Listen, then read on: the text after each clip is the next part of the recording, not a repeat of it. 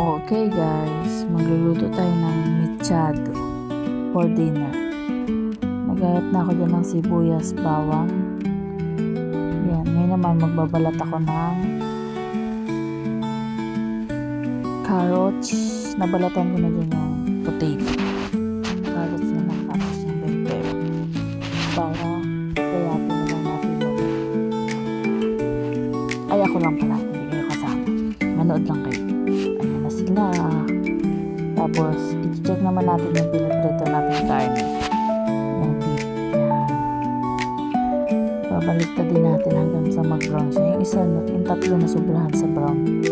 Nasunog. Pero okay lang. Masarap ito. Yan. Ginagayat ko na dyan yung potato.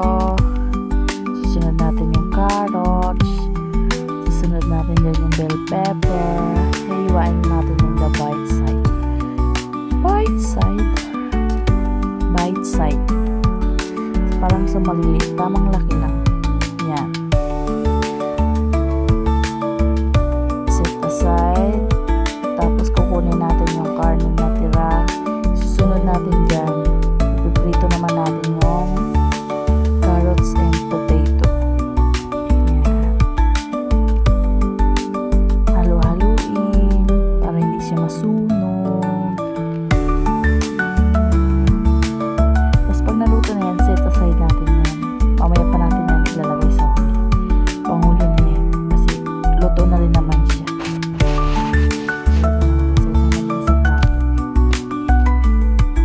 Sunod, mag-igisa na tayo ng sibuyas and bawang. Ayan. Gisa-gisa. Sunod, kuha tayo ng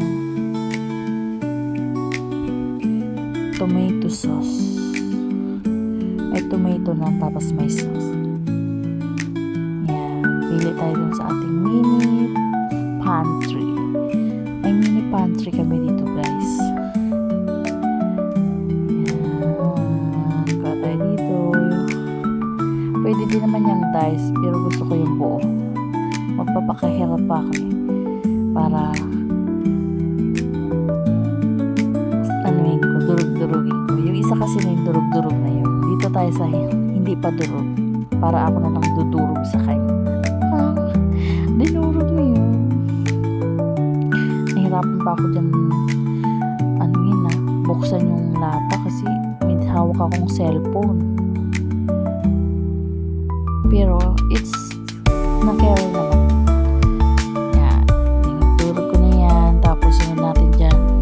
Sana ang isusunod ko dyan yung beef stock. Pagkatapos ko dyan sa laurel ilagay. Kaso nakalimutan ko. Kaya huli ko na lang siya ginawa. Pag tinimplahan ko na. Ayan, ilagay na natin yung karne.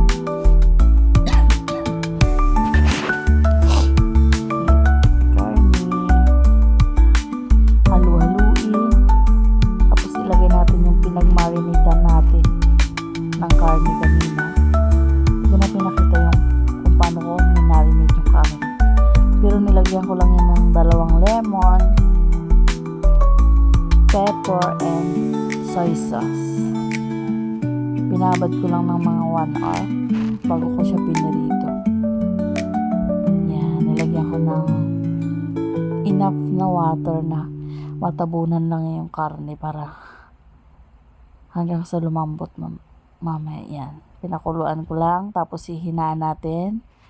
Tapos mag-aantay tayo ng 6 hours para lumambot siya.